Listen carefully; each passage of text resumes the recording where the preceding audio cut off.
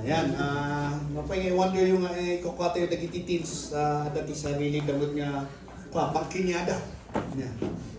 Amen. Tapno day mabati para kadagiti young people kung young adults. By the way, praise the Lord. Amen. May Young People's Fellowship da iti Friday. So meron pa ata this coming month. So hopefully nga dagiti makamisijay mapangkayumanen. Amen. Amen. All right. Turn your Bibles with me in 1 Kings chapter 3. This will be the end of our series this morning about stewardship. 1 Kings chapter 3, and we're going to learn about the life. Niya pwede ito, ano mang mangyari ito eh. Dapat may salita. Okay, let's all stand. Let's all stand. Magdata kami kakabsat. Yan. Okay. Patay ko. Alright, let's all stand and let us read verse number 3 and then verse number 14 of 1 Kings chapter 3 verse 3 and then verse number 14. Dito natin kukunin yung ating kwan this morning. Dito natin kukunin yung ating pag-aaralan this morning. Amen. Are you there? Yeah. Basaan tayo man nga sabay-sabay. Hindi, simultaneously na lang. I will read verse 3 and you will read verse number 4. And Solomon loved the Lord, walking in the status of David his father. Only he sacrificed and burnt incense in high places. Verse number 4. And the king went to Gibeon to sacrifice there, for that was a great high place, 1,000 burnt offerings which Solomon offered upon the altar. And Gibeon, the Lord appeared to Solomon in a dream by night, and God said, Ask, what shall I give thee? And Solomon said, Thou hast shown unto thy servant David my father great mercy, according as he walked before thee in truth, and in righteousness, and in uprightness of heart with thee. And thou hast kept for him his great kindness, that thou hast given him a son to sit on his throne, as it is this day. And now, O Lord my God, thou hast made thy servant king instead of David my father, and I am but a child, and I know not how to go out or come in. And thy servant is in the midst of thy people, which thou hast chosen, a great people that cannot be numbered nor counted for multitude. Give therefore thy servant an understanding, a heart to judge thy people, that I may discern between good and bad. For who is able to judge these thy so great people? And the speech pleased the Lord, that Solomon had asked his king. And God said unto him, Because thou hast asked these things, and hast not asked for thyself long life, neither have asked riches for thyself, nor hast asked the life of thine enemies, but hast asked for thyself, for thy understanding to discern judgment. Behold, I have done according to thy words. Lo, I have given thee a wise and understanding heart, so that there was none like thee before thee, neither after thee shall any arise like unto thee. And I have also given thee which thou hast not asked, both riches and honor, so that there shall be not any among the kings like unto all the days. Verse number 4, and he began. And if thou wilt walk in my ways, to keep my statutes and my commandments, as thy father David did walk, then I will lengthen thy days. Let's pray. Gracious God and Heavenly Father, pray to God for your blessing. I pray to God for your grace. I pray to God for your mercy. I pray to God for the Holy Spirit to work upon our lives. Panginoon, I pray. No adapay manapod Diyos, tihan pa nga na safe tatangag sapa. Lord, would you please work in their hearts. No naman ti apo Diyos discourage, may encourage na kumaan. This time, ket ano kuma ti maadal mi daytoy, maadong kumapo Diyos ti mabalin mi nga may apply ti panagbag mi. Once again, O God, bless your people, bless your word in this way. In Jesus' name we pray. Amen. Okay, mapalit tayo magtagaw kakabsat. Amen. Alright, so no, makita tayo dyan, topic tayo this morning. It's all about stewardship. And amok nga, we already been learning what stewardship is all about, and then Pastor already said it a while ago kung ano ang ibig sabihin ng stewardship, katiwala lang po tayo. And then we learned for the past weeks that God has given us abilities, and different abilities, and within that abilities, dapat usalan tayo kumanagijay do or maging tapat tayo kadagiti abilities tayo nga inted niya po Dios, so that when He comes back, at least adati may present tayo, adati may baga tayo that we did well. Babalin niya baga niya po Dios kanya tayo, thou good and faithful servant. So we learn that there are many kinds of hindi lang po abilities ang pwedeng ibigay sa atin ng Panginoon, probably kayamanan, financial blessings. Hindi lang po financial blessings. There's a lot of, when it comes to gift from God. Talent man yan. There are many famous dito, time, treasure, talent, and then testimonies or influence. And those kinds, binigay po ng Panginoon sa atin. And then God expected in return nga maging steward tayo or maging good manager tayo. Diyan kita'y bagay-bagay nga kakasidyan. So in other words, stewardship is all about managing what God has given you in the right way. In the useful way. Now, if you look at dito sa ating pag-aaralan this morning, and by the way, ang title po ng message natin this morning is all about unlocking God's blessing through stewardship. Paano ba natin ma-unlock yung blessing pamamagitan or pagapuan is because of stewardship. If you look at in 1 Kings chapter 3 verse 3, we'll know about the story of the Israelites, or story of the Israel, that the first king of Israel was King Saul. But he displeased the Lord at sabi niyang Panginoon kay Saul, your lineage will be done. And so, mawawala na, you will no longer be the king. So I will raise up another king that will continue serving me and loving me, and that is si King David. So if you look at yung life ni King David, he was a good king, was a great king. Pero ito, if you study carefully the Bible, ano ba yung reason kung bakit si Absalom nakuha niya yung loob ng mga tao during the time of David? Ano ba yung reason? No makita yung jay, reason na pa yung naalan ni Absalom, jay puso dagiti tao when he is going against David, yung revolt niya, is because of this, lack of stewardship. Bakit? Kasi, nung makita yun, nung mabasa yung jay Kings, kan jay Samuel, if you look, read verse Samuel, 1 Samuel and 2 Samuel, dagiti tao, mapanda ko ni King David, kathaan nga masamo amin ni King David isuda.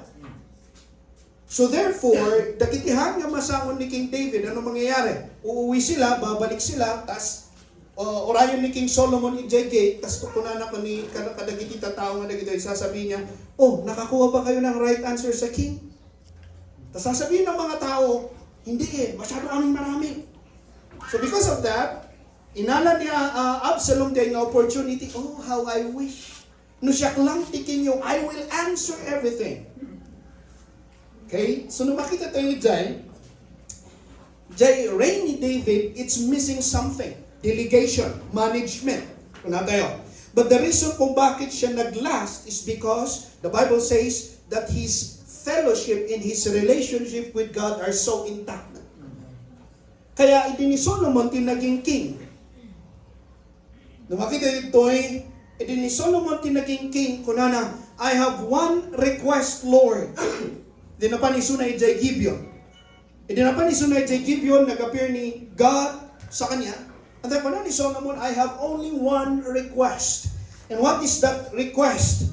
Thy people is great, and my father is great, and I am nothing, Lord, and I don't know how to come in and to come out. Now, God, give me a mind that I could manage your people greatly. So if you look at yung hingi ni Solomon ditong wisdom, yung wisdom na hinihingi ni Solomon dito is all about to steward, to manage the kingdom rightly, properly. So in other words, the hiling ni Solomon is all about stewardship. It's all about stewardship. That nung makita tayo ito and the Bible says in verse number 10, if you look at your Bible in verse number 10, in this speech, ano yung sumunod? Please the Lord. Wow! Sabi ng Panginoon, ado ti mabalin mo nga dawatan. But this one thing na tinawag mo, to manage these people, this is pleasing. Understand, naadal tayo, that actually stewardship before sin, it was already introduced in the Garden of Eden. Sabi ni God kay kanina, sabi ni God kay Adam, okay, pangalanan mo, dress it, keep it, at kung ano yung bunga niyan, kainin mo. And that is stewardship. Pagkakatiwala ko sa inyo lahat ito, leadership, lahat. Then I will give you a wife. And so lead it. Be steward with it. Manage it. And so, itinbaga ni Solomon, okay, I will ask one thing to steward this. To be a good steward. And then anong sabi ng Panginoon sa kanya? Oh, you have asked a good thing. And it pleased me. So stewardship is all about pleasing the Lord. Amen? Amen. Now there are three things nga makita tayo ito'y.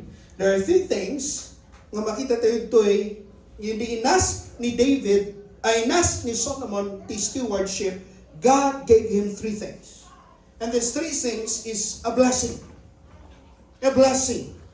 And so number one, nga blessing is, if you look at in verse number 3, ay in verse number 12, kunana, and behold, I have done according to thy words. And lo, I have given thee understanding. And verse number 12, behold, I have given thee a wise and anong sumunod? Understanding heart. So that there was none like thee before thee, neither after all thee any arise like unto thee. First blessing that we receive when we manage well, when we stewards what God has given to us well, first thing, God will give us an understanding heart. Amen. I will give you an understanding heart. This is not about intelligence. This is what we call spiritual discernment. Discernment po ito mga kapatid. Now, what does it mean by understanding heart? Ano ibig sabihin ng understanding heart na ito? If you look at the Hebrew word of understanding, it's all about the ability to separate or distinguish and judge correctly. Okay? So, ibig sabihin kay understanding means what? It's able to separate or discern what's this and what's left and what is right. And to judge correctly. So, ibig sabihin, tamang judgment. And if you look at yung kasunod niya, understanding heart. What does it mean by heart? Heart means, ang biblical meaning ng heart means your will, your thinking, and your conscience. Ano yung thinking? The way you think. Tama? Your mind. How the way you think. Ano yung will? How the way you decide. Ano yung conscience? Between right and wrong. So pag pagsasamahin mo, discerning or separating and judging correctly means that understanding heart is maapekto an understanding heart, or understanding heart means you know how to separate what's between wrong and right. Ay, Pastor, apa nga masapol tayo dito? Apa nga ni David, ay ni Solomon ko tito niya po Diyos. You know, bakit kailangan natin ito? Meron naman talagang matatalinong tao. Right? Meron naman mga matatalino talagang tao. Pero bakit kailangan ba ibigay sa atin ng Panginoon ito? You know the reason? Because our mind is corrupt. And Solomon knows that he is corrupt. That's why, Lord, give me a wisdom to steward things. Tapos sabi ng Panginoon, hindi lang yun yung ibibigay ko sa iyo. I will give you an understanding heart. Ano yan? Kailangan mo yan. Why? Because if you have understanding heart, you know what is right and what is wrong. You know how to think what is right and what is wrong. You know how to decide what is good and what is not. You determine what is right and what is bad. Wrong. So when you have this understanding, you know what you're doing. You know where you're going. And you know what is the will of God. And blessing ba day kakabsat? Understanding things, that is a blessing. And if you know what is right and what is wrong, therefore, it will protect your heart. And nung makita tayo, if you know what is right and what is wrong, yun yung ibig sabihin ng understanding heart. Means understanding heart is there to protect you from what? Number one, pride. If you know what is right and what is wrong, you know, ay, hindi tama to. Hindi ito tama. So first thing is pride. If you look at Solomon, never na nagparampag ni Solomon. Yes, he has wealth, he has everything, pero hindi niya sinabi na, oh, look at my wealth. That's the difference between him and Nebuchadnezzar. Kasi ni Nebuchadnezzar, pagkagising na ng umaga, kita na the hanging garden of Babylon, oh, wow, how beautiful what I did. But Solomon never did that because he has an understanding heart. And because of that, that understanding heart protects his heart from pride. Pangalawa, it protects his heart from greed. Yung greed, kababagtangan ni Solomon. But later on, we're going to see why God gave him richness and honor. But the thing is that, when understanding heart shifts the heart, ito kasi, explain ko na lang. If you know what is right and what is wrong, therefore, you know kung ano yung tama sa'yo at hindi. And most of the time, greediness. Once na nag-creep in sa puso natin yan, aapektuhan yung self natin yan. And then all you have, magugulat ka na lang, is naging greedy ka. But ang gagawin ng understanding heart, is sasabihin sa'yo, oops, hindi tama yan. Oops, mali yan. Hindi lang yun. Yung understanding of heart that just only protect you from pride, that just only protect you from greediness, and it will also protect you from covetousness. What is the meaning? Kapag yung greediness, I want what I want. Yung pride, I don't need you. I don't need God. Yung greed, I want what I want. Alam niyo ba ang covetousness? I want what He has. But if you have an understanding heart, you have contentment. You have contentment. By the way, let me explain yung tinatawag, sinabi ng pastor na contentment na yan. Contentment means, ang ibig sabihin ng contentment, ibig sabihin is that more than God, it is enough. Or God is enough. Okay? Because okay lang na maging mayaman if your reason is for God. But if your reason is for yourself, that's not contentment at all. Hindi naman pwedeng, ay makontento kami dito'y ayan, dito'y Trinidad, dito'y Traders Baptist Church. Alam nga kasi dito, and when we say contentment, not at all. And yeah, we desire growth. We desire growth. Ang ibig sabihin ng contentment is the things na para sa Panginoon. So you do things for God. That's contentment. And it's okay. So, wag niyong paghiwalay niyo yung contentment at saka growth. Okay? Kasi meron yung iba, okay na ako, kontento na ako dito. Pero hindi nag-grow. Eh, wala din yun. Alright? So, but what I'm trying to say is this, understanding will protect your heart for covetousness, for greed, and for pride. So, ano makita yun ni Solomon, you cannot say pride. You cannot see pride in him. You cannot see greediness in him. And you cannot see covetousness in him. So first blessing, when you are a good steward, kanang katawanan ng Panginoon, first thing, na bibigay sa inyo ng Panginoon is understanding heart. Amen. That's wisdom. By the way, in other words, that's wisdom. Not only understanding heart, pangalawang bibigay o blessing ng Panginoon sa atin is ito.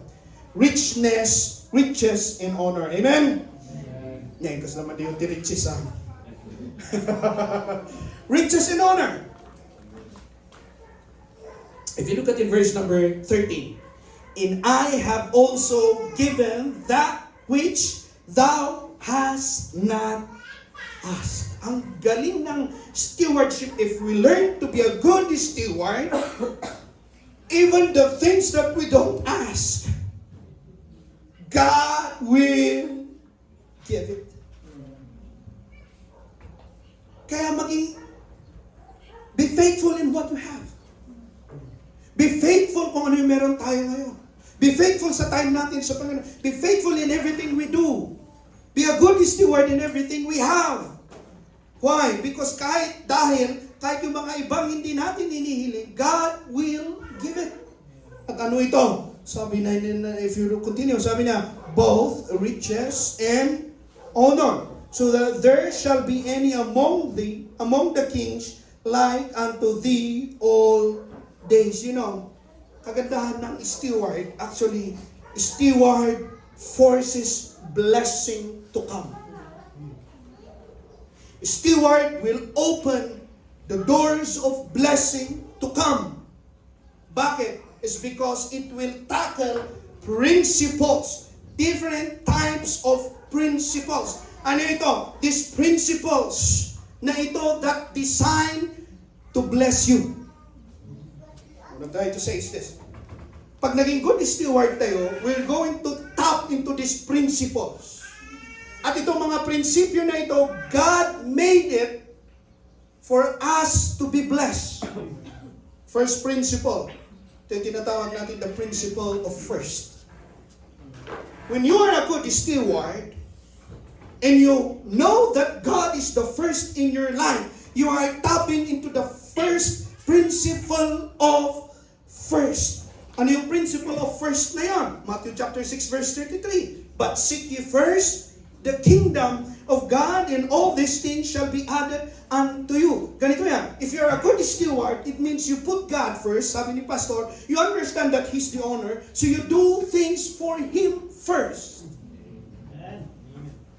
So dahil tinap mo yung principles na yun, automatically, anong sabi ng Bible? And all these things shall be added unto you. So when Solomon, sabi niya, gusto ko lang stewardship, gusto ko lang right management.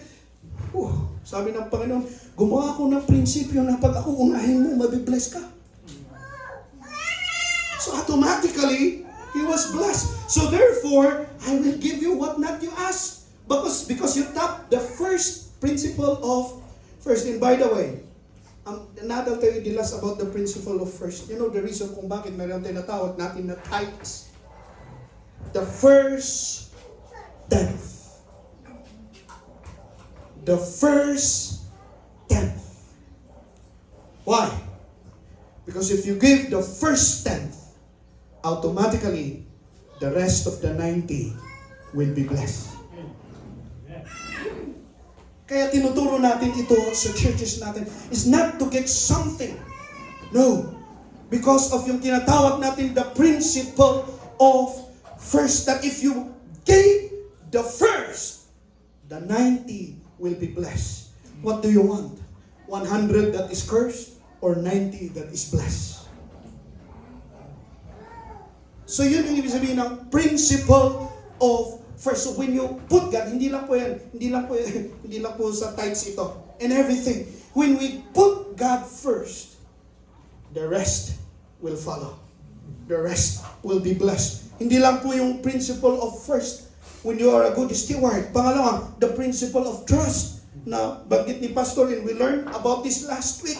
In Luke chapter 16 verse 11 to 12, if therefore have not been faithful into unrighteous mammon, who will commit you to trust and the true riches? If you have not been faithful in what is another's man, who shall give you that which is your own? Ano ibig sabihin? We learned about money last week. Unrighteous mammon. Be friends with unrighteous mammon. Give what it is to God. Just give kung ano yung para sa Panginoon. Kasi kapag hindi mo ginive para sa Panginoon, if you do not use your money wisely for the kingdom of God, anong sabi ng Bible? Sino ang magkukumit sa iyo ng true riches? Sino ang magbibigay sa iyo ng kayamanan if you don't commit? If you don't use this unrighteous mammon into eternal things. The principle of trust, and if you look at in verse number 12, if ye have not been faithful in which is another's man. I like yung word nga, if you have not been faithful sa pera ng iba. Ay, ibig sabihin nun, it is talking about if you have not been faithful to the money of God, He was given it to you. Ano sabi ng sumunod? Who shall give you that which is your own? Ibig sabihin, yung magbibigay sa'yo is yung nagmamayari ng binigay sa'yo. Nagmamayari si God, binigay sa atin. So, ang magbibless sa atin, si God. So, when we are faithful and we trust God, the principle of trust, He will give us blessing. He will give us blessing. You know, if you look at it, trillion, actually billion, nalibatak lang inas di Manu, di kwarta ni Solomon. Basta, pagkakalam ko, umabot ng trillion in our currency today, in our world today. And that is US dollars, hindi Filipino. So, trillion yung makikita natin dito. But if you look at it, napakalaking halaga ibibigay kay Solomon. Hindi mo hiningi yan, ibibigay ko. So, si Solomon, bakit kaya? Well, because he has stewardship, and in stewardship, it's all about being faithful. Being trustworthy. So, kahit hindi mo hiningi, I will give it to you. And then ito, another kind of principle na matouch natin when we are good steward, the principles of giving and receiving. The principles of giving and receiving. If you look at in Luke chapter 6 verse 38, hindi ko nilagay dyan. Sikat ito. Ginamit ito ni, sino yon? May, ginamit ito ni Ed Lapis sa kanyang book. Sabi niya, give, and it shall be given unto you, good measure, pressed down, and shaken together, and running over, shall men give you into your bosom, for the same measure that ye meet withal shall be measured to you again. Ano ibig sabihin nito? Kung ano yung binigay mo, yun din yung babalik sa'yo. In good measure, at kung minsan, yung babalik sa'yo, medyo pressed down, marami. But what I'm trying to say is, hindi lang po applicable sa pera yan, kasi baka akala nyo, pera lang yan. Hindi. Applicable din yan sa pag-judge mo sa iba.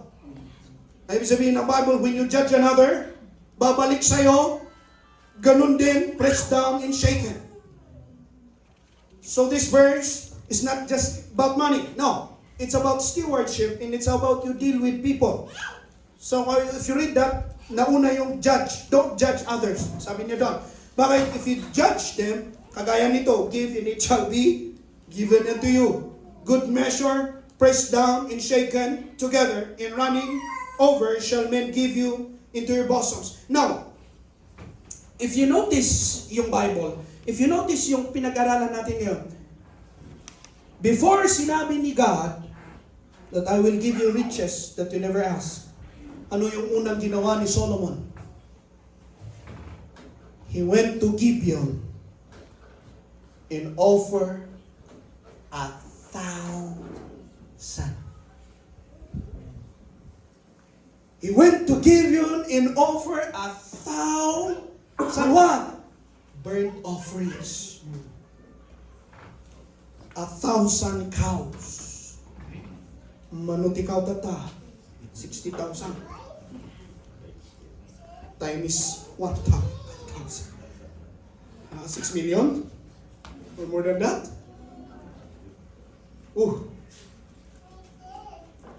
He tapped into the principle of giving and receiving. Kaya sa akin ng Panginoon, if you can do that, yung salita ko, hindi ko kayang bawiin. I will give you in exchange, siksik, liglig, at umapaw. So yung 1,000 bullocks, yung 1,000 na binigay or inoffer ni Solomon sa Panginoon, nagtriple. If you look at starting from verse number 3, yung gana verse number chapter 3 to verse chapter 9, manulula ka. That even the Bible says that the Queen of Sheba went to just look at Solomon, tas nung na-confirm na, de kinalaing, kinapintas, at kinabaknang ni Solomon. Instead nga, ay, diba di, baknang ka, urehan kang nga ito dan. Haan!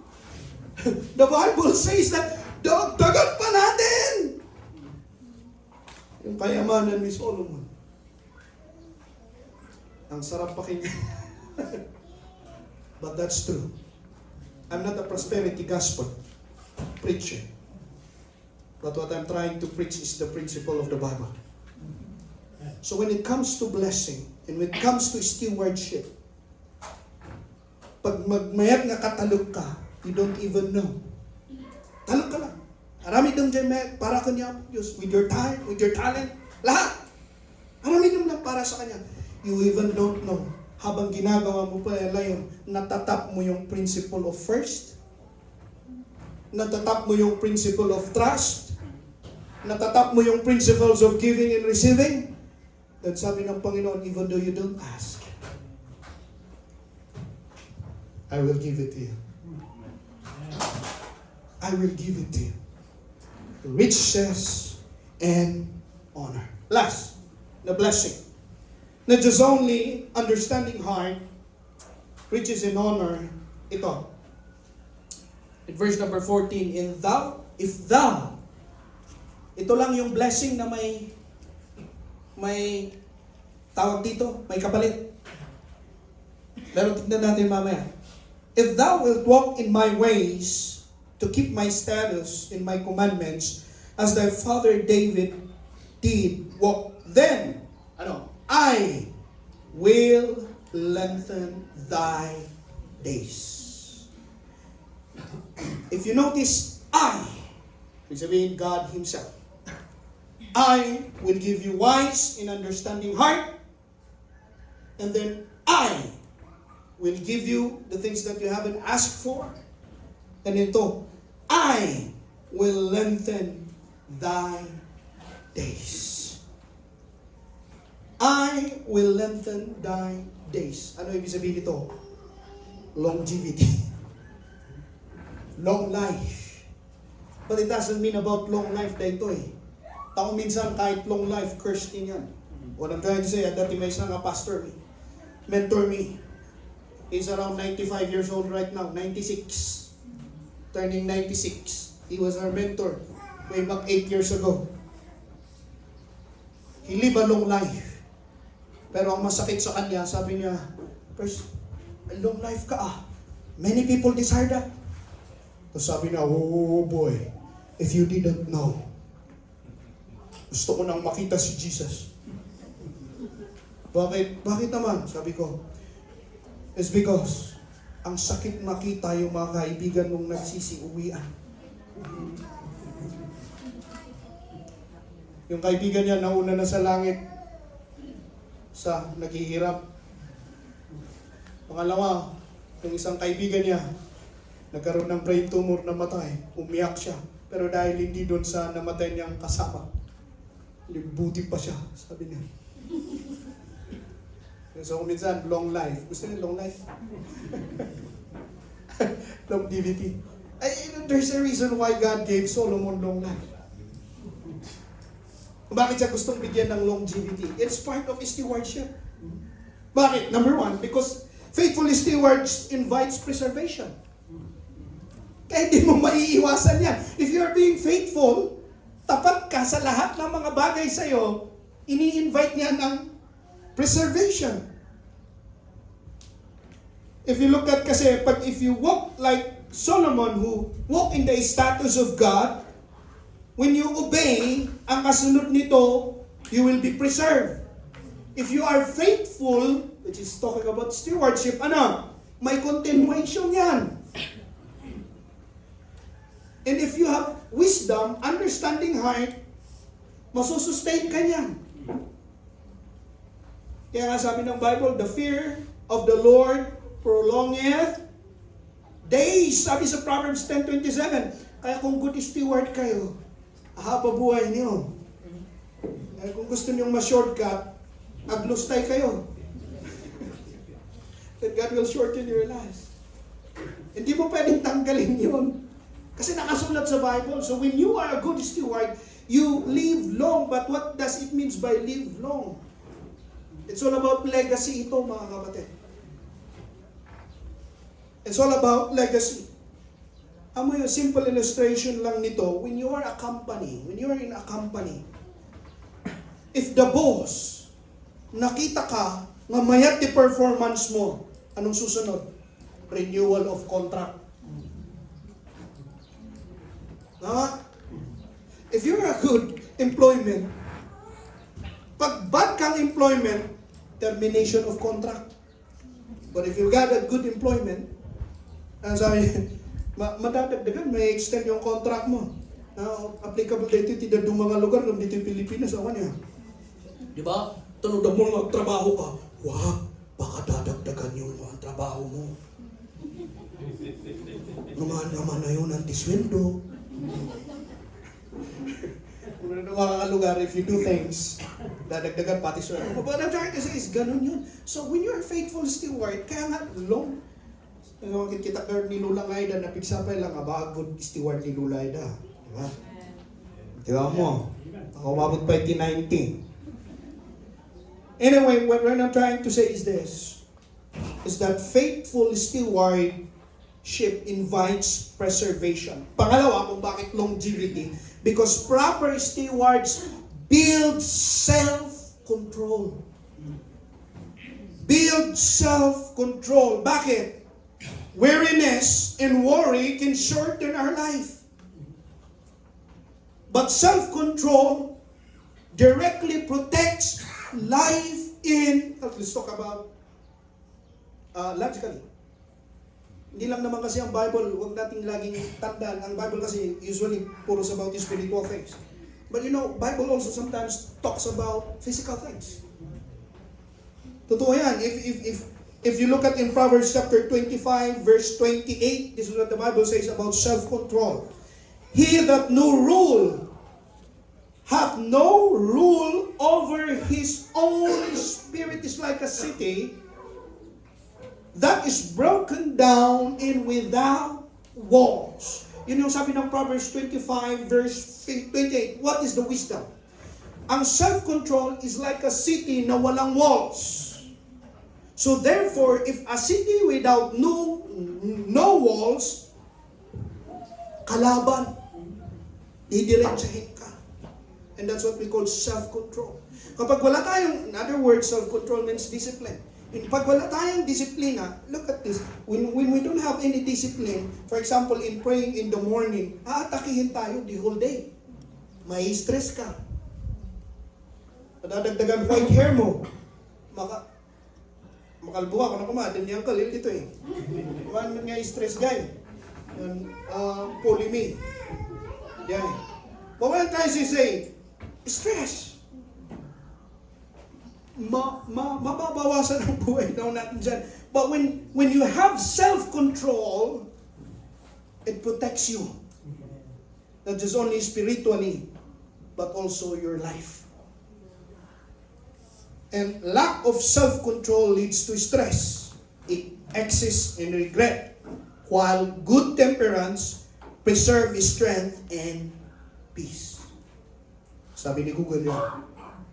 So if you look at it, proper stewardship builds self-control, and self-control builds what? Strength and peace that will lead to longer life. So makita tayo, I will give you a long life.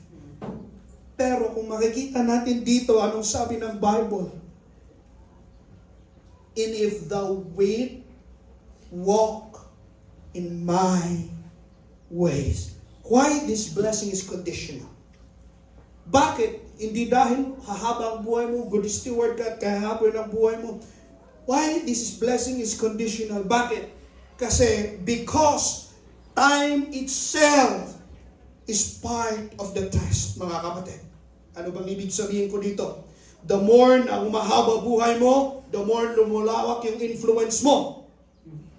The more decisions you will do, the more responsibility you will do, and the more greater accountability na gagawin mo. So ibig sabihin, the more na hinahaba ng Panginoon yung buhay mo, the more na dapat yung stewardship mo andun.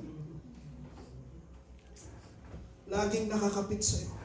So the more na binibless ka ng Panginoon, the more na ini-steward mo yon, At the more na dumadami yung responsibility mo, the more na i-steward mo yon, and the more na lumalawak lahat, the more na i-steward po natin yon.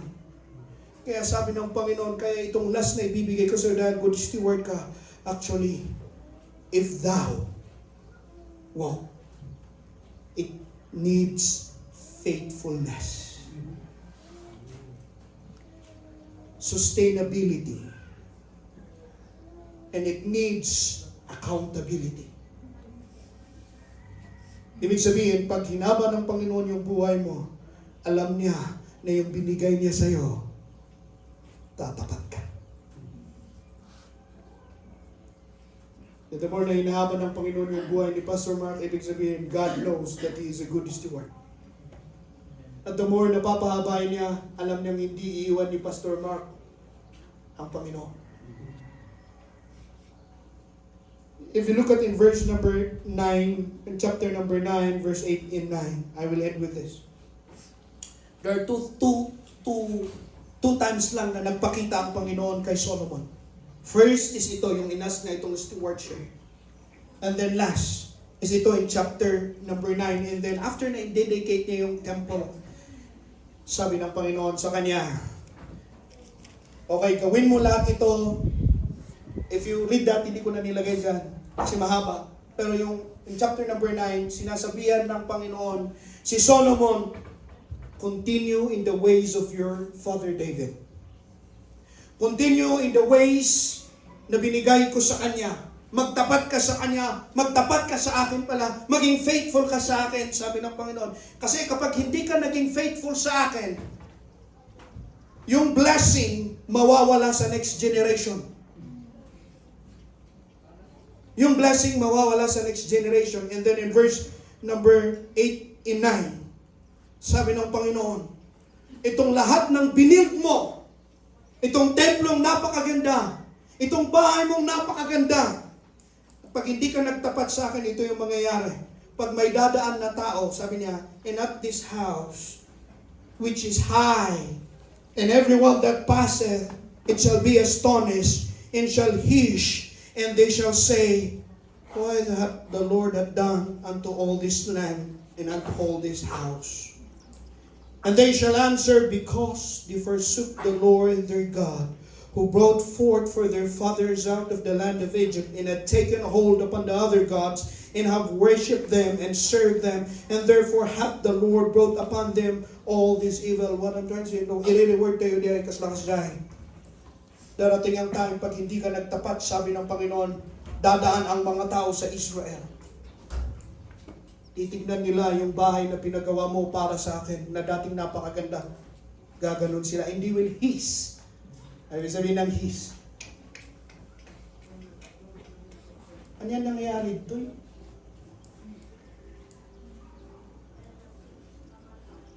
I heard.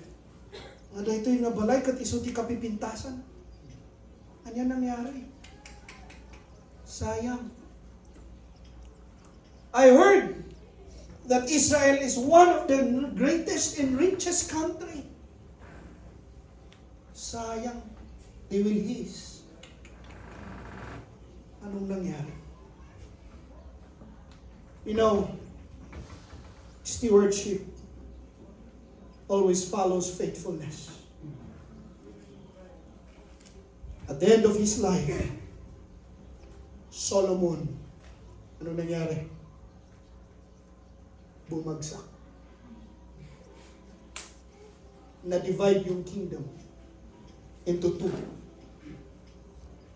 At kawawa sila hanggang sa dumating ang point na sinakop sila ng Babylonian Empire. You know, huwag po nating hayaan na darating ang time, sasabihin sa'yo, ay si Kabaday,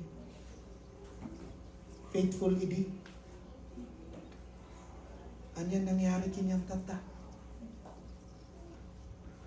Ay si Kabaday, nakita si Kajay Church, talaga nga singer ka. Anyan nangyari tata. Nakita nga, may kayo sa survey niya. Peace. nga nangyari tata. My friends, God gave us a stewardship. Be faithful with it. Be faithful with it. Para hindi tayo magaya kay King Solomon that one of these days, they will say, sayang. Sayang. What do you want at the end of our life?